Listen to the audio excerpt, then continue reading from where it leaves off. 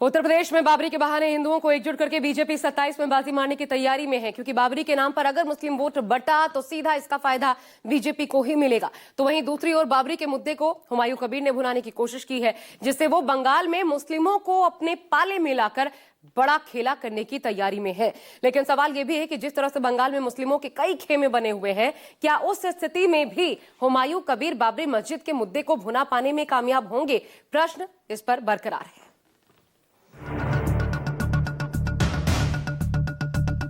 पश्चिम बंगाल में मुस्लिम वोटों के तुष्टीकरण की राजनीति इन दिनों बाबरी मस्जिद के इर्द गिर्द ही घूम रही, जिसे सियासत में हुमायूं कबीर लेकर आए और मुर्शिदाबाद में बनाई जाने वाली बाबरी मस्जिद कैसी होगी, उसी की झलक इस तस्वीर के जरिए दिखाने की कोशिश हुई।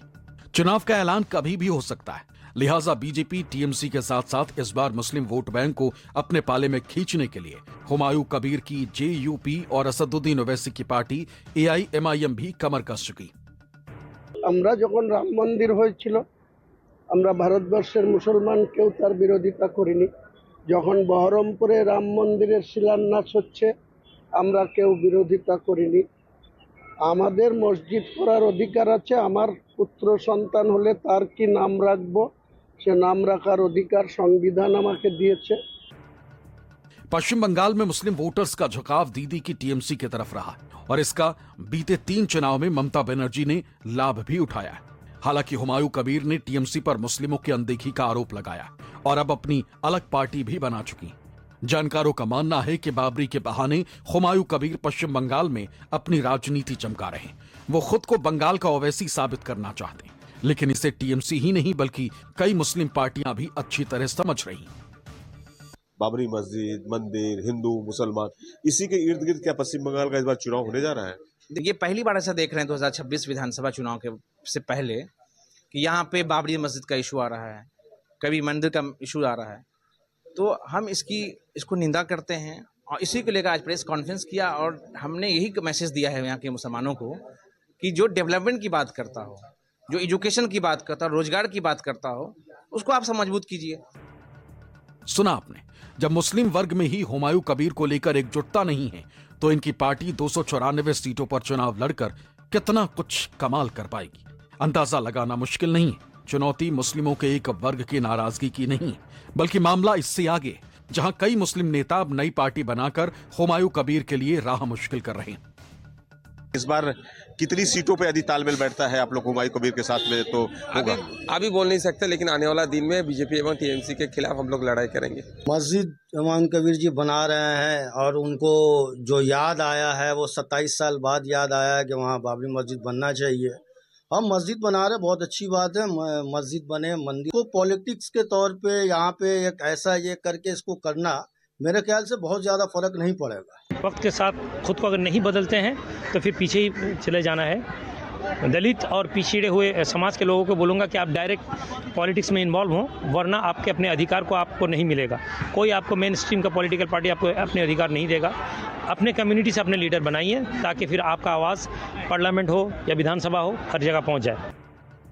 राज्य चाहे बिहार हो, उत्तर प्रदेश या फिर पश्चिम बंगाल, बाबरी मस्जिद के नाम पर भीड़ जुटाना एक अलग मामला है, जबकि उन्हें वोट बैंक में कन्वर्ट करना अलग।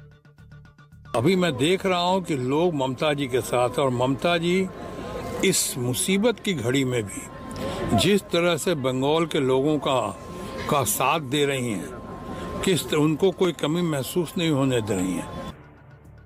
बाबरी के नाम पर हुमायूं कितने सफल होंगे फिलहाल कहा नहीं जा सकता, क्योंकि इस बार बंगाल चुनाव में मुस्लिम वोट बैंक बंटने के भी आसार हैं और इसकी वजह मुस्लिम राजनीतिक दल ही होंगे। दरअसल जहां मुस्लिमों के एक वर्ग की ममता बनर्जी के साथ जाने की उम्मीद है, तो वहीं इस बार बंगाल के सियासी मैदान में पीरजादा अब्बास सिद्दीकी की आईएसएफ पार्टी, हुमायूं कबीर की जनता उन्नयन पार्टी, असदुद्दीन ओवैसी की एआईएमआईएम और सैयद रूहुल अमीन की जातीय उन्नयन पार्टी भी चुनाव लड़ने को तैयार है। यही हालात पश्चिम बंगाल में हुमायूं कबीर के बाबरी मस्जिद वाले एजेंडे को पलीता लगाते हुए दिखाई दे रहे हैं, क्योंकि पिछली बार हुमायूं कबीर ममता की पार्टी टीएमसी से चुनाव लड़े थे और बाजी मार गए थे, लेकिन इस बार मामला अलग है। मनोज पांडे, कोलकाता, न्यूज 24। बंगाल की राजनीति में हुमायूं कबीर के उभरने के क्या मायने हैं? टीएमसी को इससे क्या फायदा और क्या नुकसान पहुंच सकता है, यह गणित चुनावी लिहाज से बहुत दिलचस्प नजर आता है। पहला देखिए, हुमायूं कबीर का प्रभाव मुर्शिदाबाद, मालदा, उत्तर दिनाजपुर में माना जाता है।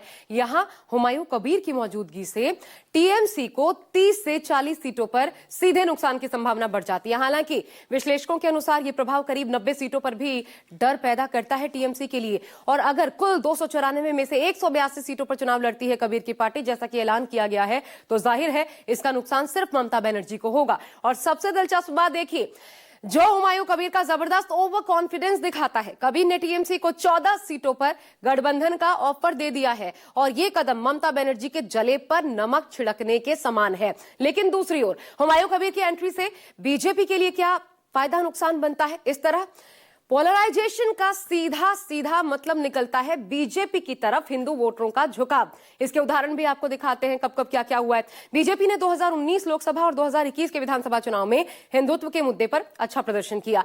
19 के लोकसभा चुनाव में बीजेपी को 42 में से 18 सीटें मिली थी, जबकि 2021 विधानसभा के चुनाव में 54% हिंदू बीजेपी के साथ गए और 24 लोकसभा चुनाव में भी ये ट्रेंड जारी रहा। हालांकि फैक्ट एक ये भी है कि सिर्फ 54% हिंदुओं का वोट मिलना बीजेपी के लिए ममता को हटाने के लिए काफी नहीं है। लेकिन एसआईआर एक बड़ा फैक्टर है। इसमें बड़ी तादाद में ऐसे वोट कटे हैं जिन पर ममता बनर्जी अपना दावा करती हैं।